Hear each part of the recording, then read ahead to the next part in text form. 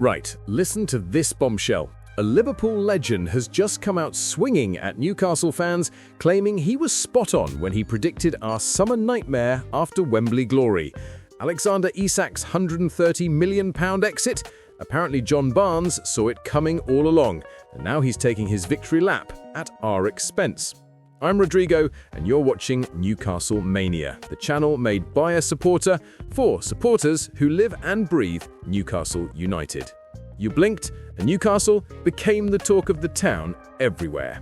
Barnes didn't hold back, digging up his old comments from March and throwing them right back in our faces. But is he right?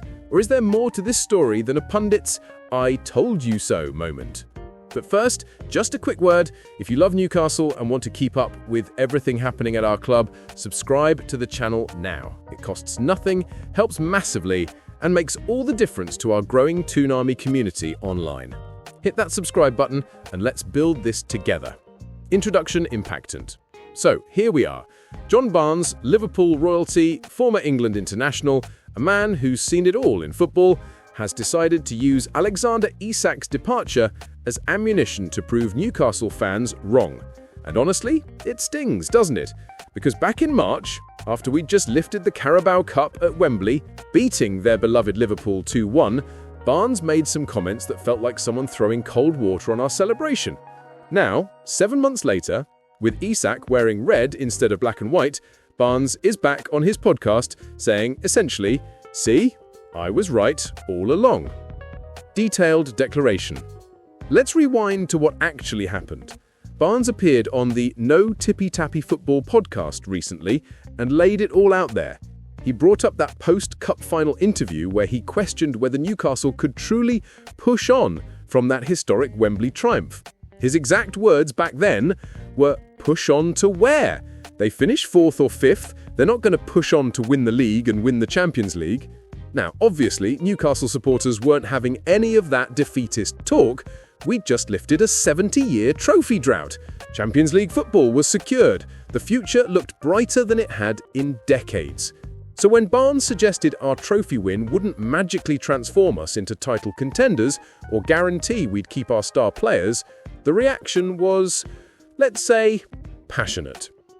Barnes admits fans had a go at him, calling his comments disrespectful. But here's where it gets really pointed. He specifically mentioned Isak. He claimed he'd told people that whether Newcastle won or lost that cup final, if Isak or any other player wanted to leave, they'd leave regardless. The trophy wouldn't change that fundamental reality.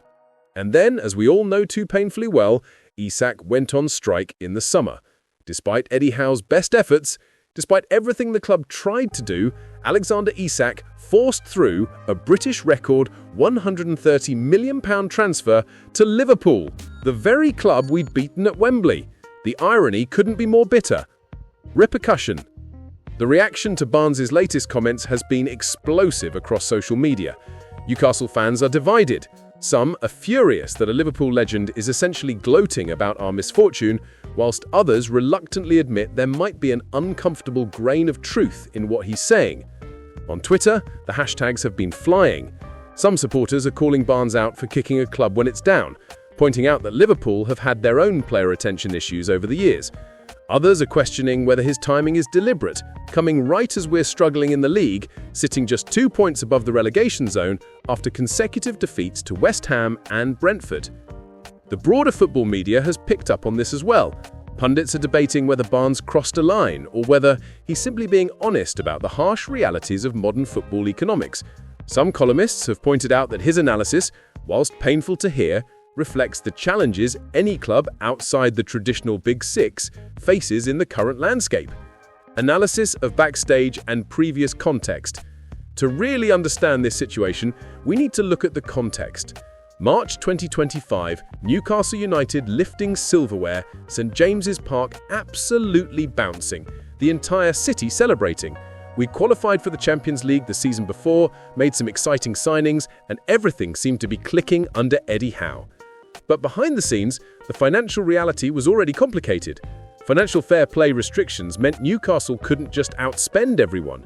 The club was trying to build sustainably, which is admirable, but also limiting when you're competing against state-owned clubs and traditional giants with massive commercial revenues.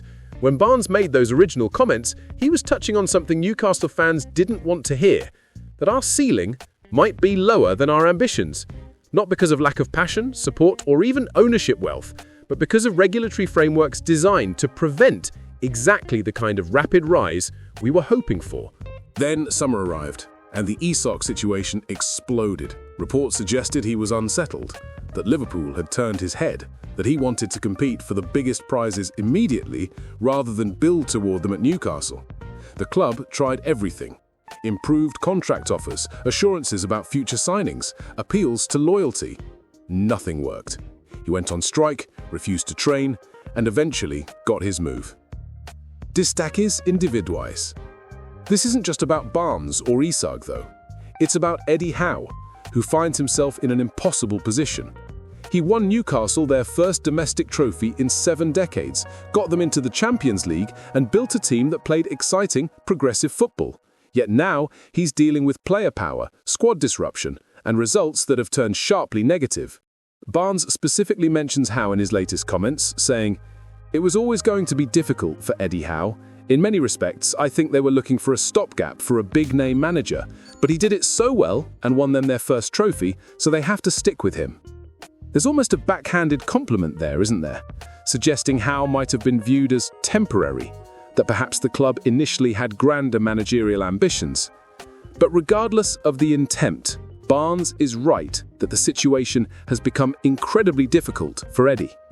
The replacements for Isak, Nick Woltemade and Ioane Wissa represent significant investment, but neither is the proven Premier League quality Isak provided. Wissa hasn't even made his debut yet due to injury, which only compounds the frustration. Comparações con outros clubes. Barnes makes a crucial point when he says Newcastle can't sustainably compete at the very highest level because they can't spend more than everyone else. And unfortunately, he's got history on his side here. Look at what happened to Leicester City after their miraculous title win. They couldn't keep N'Golo Kante, eventually lost Riyad Mahrez. The financial and pulling power of the traditional elite proved too strong. Tottenham, despite their London location and new stadium, have struggled to convince their biggest stars to stay when Barcelona or Real Madrid come calling. Even clubs with significant backing have found this challenging. Manchester City had to build over years, absorbing failures and near misses before achieving sustained success. Chelsea went through multiple manager cycles and squad overhauls. Newcastle are discovering that there's no shortcut, that one trophy and one Champions League season don't automatically transform you into a destination club that can hold on to world-class talent when the genuine giants come calling. Consequences e possíveis desdobramentos. So where does this leave Newcastle? The consequences of the Isak sale and this difficult start to the season are manifold. Firstly, there's the immediate sporting crisis. 2 points above relegation at this stage isn't catastrophic, but it's deeply concerning for a club that was in the Champions League less than 18 months ago. The team needs to find form quickly, and that's challenging when your best player from last season is now scoring goals for a rival. Secondly, there's the psychological impact.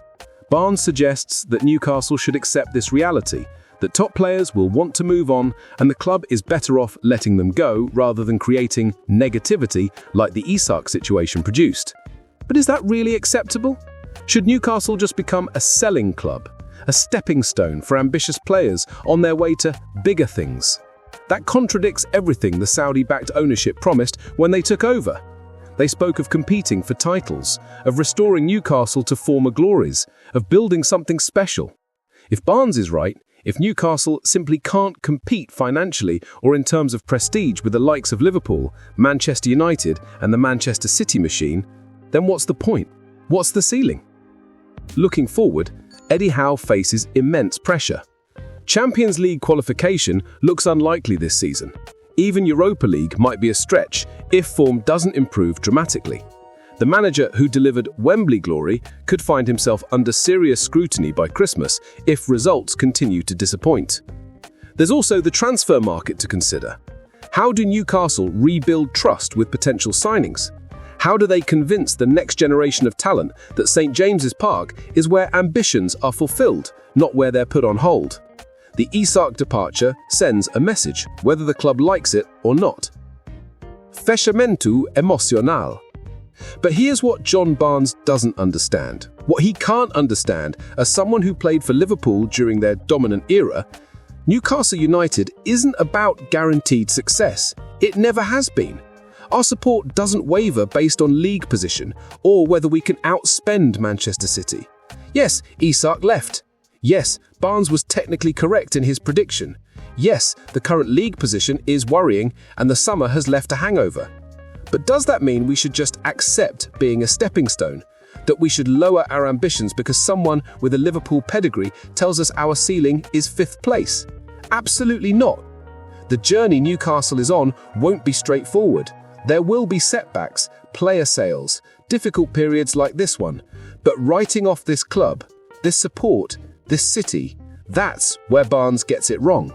We don't need him or any other pundit to tell us what we can or cannot achieve.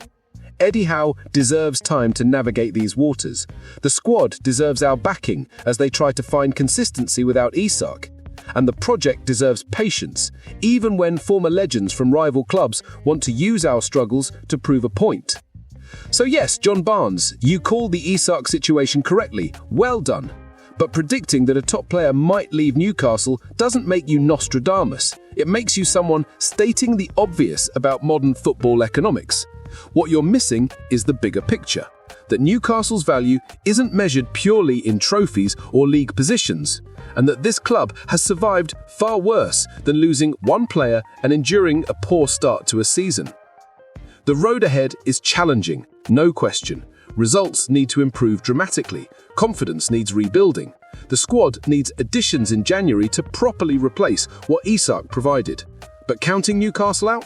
That's a mistake pundits have made for decades, and it's one we've proven wrong time and time again. If you've stuck with this video until the end, I really appreciate it. This is exactly the kind of honest, passionate discussion our community is built on. So if you haven't already, please subscribe to Newcastle Mania, hit that notification bell so you never miss our coverage of what's happening with our beloved Magpies. Like this video if you enjoyed it, comment below with your thoughts on Barnes's comments, were they out of line or uncomfortable truths, and share it with fellow Newcastle fans who need to hear this perspective. We're in this together, through the highs and the lows, through the Wembley glory and the relegation battles. That's what being a Newcastle supporter means. I'm Rodrigo, this has been Newcastle Mania, and remember, they can take our players, they can question our ambitions, but they can never take our passion. How are the lads?